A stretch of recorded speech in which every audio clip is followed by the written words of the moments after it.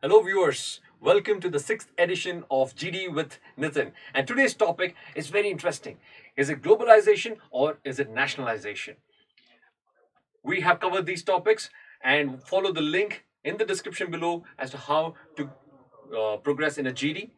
We're going to focus on these two things, which is globalization or nationalization. I'm going to talk about globalization first. How do I start? Content and conclusion, and then come to the nationalization. Now, coming to globalization. If I were to start, I would say world is shrinking and we need to expand. Then define what is globalization and nationalization, which is a topic for today. Globalization is cross-country flow of ideas, information, goods, technology, services, and all of those. And nationalization is the process of taking our industry or assets into the ownership of government. And that is nationalization. I've defined. Then I'm going to talk about globalization. Globalization, LPG happened in 1990 under Narasimha Rao, who was the Prime Minister then. LPG stands for liberalization, privatization, globalization. That is when we opened our market to trade with other countries. There are three types of globalization. There is political globalization, where there's political cooperation. There's social globalization, where there are exchange of ideas, culture. And then there's economic globalization, economics through trade. Anything that you buy today is from a different country is through globalization, and that falls under economic globalization. Right? You've spoken about LPG. You've spoken about three different globalization styles. Right? Next, moving on. Better revenues. What are the advantages? We have better revenues. There are jobs that gets created because of globalization. There's a lot of trade that happens because of which there's a job creation, and there are unlimited opportunities. Today, we all have jobs to a large extent. It's thanks to the globalization. Opportunities that have come because of globalization. Let me give you a few such examples. Bira, a beverage company, today is flourishing because there's competition. They have learned through the trick of trade. They have adapted from other countries, and now Bira is what they are today. Reliance Jio is doing extremely well. You talk about companies in the IT sectors, Infosys, Wipro, which are Indian-based companies, are doing phenomenally well thanks to globalization. Otherwise, they would not have been able to sell their software, their hardware to a different country. Access to television today, I remember those good old days when we were just watching Doordarshan. Today, thanks to the television that we have expanded, thanks to trade that we expanded our what we view.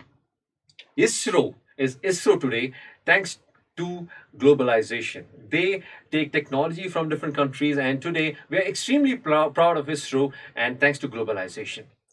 Inter-country relationship. How do you develop great rapport with the other countries without globalization? We would be otherwise a frog in the well. I'm glad that we have come out of being a frog in the well in the year 1990, and thereafter there is no stopping. To conclude, I would like to say globalization and nationalization can coexist, but globalization should not be confused with westernization, and nationalization should not be confused with nationalism. Thank you. So I am done with that, globalization. So it's a great conclusion, leaving an impact. If I were to talk about nationalization, how is that? I would be starting now with the caption. I would say, when we think of safe jobs, we think of nationalization. I know of people working in private organizations who are very insecure, do not know whether they have a job tomorrow or not. And I'm sure all of you are also aware of such people who work in private companies. And thanks to nationalized organizations, which helps us give secure jobs. Then define. The definition still remains the same. You can talk about the particular topic. You speak a little bit about globalization, nationalization, and get everybody into the conversation and getting everybody on the same page. Then you give content, which is on nationalization. The different things that you can talk about when you're talking about nationalization, always have some examples, which we're going to come to in a bit. Redirecting the profit to the public purse. It gives security during recession, irrespective of the country doing well or not so good. If there's a recession or not, government jobs are safe and secure. That is why in the good old days, people used to say, do you have a government job? Only then they used to get married to the men, right? So that is, the reason being because of the security. Funds are used to research and social programs. So the money that comes to the government can be used for social programs, can be used for research, innovation, development.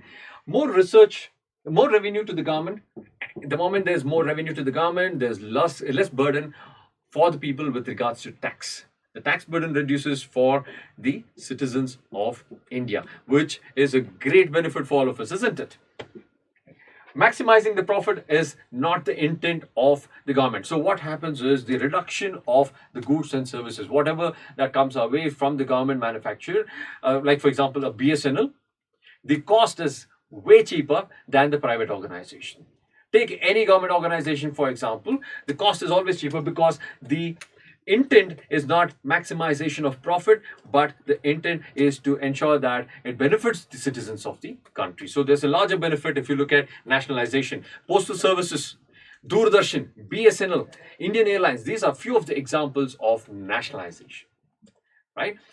We speak about globalization leads to adoption of Western culture. Now, why doesn't globalization work? Because it really can interfere and intervene in our culture, which we do not want to change. Globalization leads to adoption of Western culture. Uneven wealth distribution can happen because of globalization. It can go into the pockets of very few of them. So thereby the rich becomes richer, the poor becomes poorer. Unhealthy competition can happen because of globalization. So it's best that we avoid globalization and stick to nationalization. And then conclude by saying the same thing, which is globalization and nationalizations can coexist. However, globalization should not be confused to westernization. And similarly, nationalization should not be misconstrued as nationalism. Thank you so much for being a part of the group discussion, or thank you so much for giving me an opportunity to contribute during this group discussion. And then you can close the GD. Right? So these are the few tips. I hope this is going to be beneficial to each one of you. Please like, share, leave your comment, subscribe to the video. We are going to come back to you in the future videos. Looking forward to seeing you there. Thank you and all the best for your interviews and your GDs.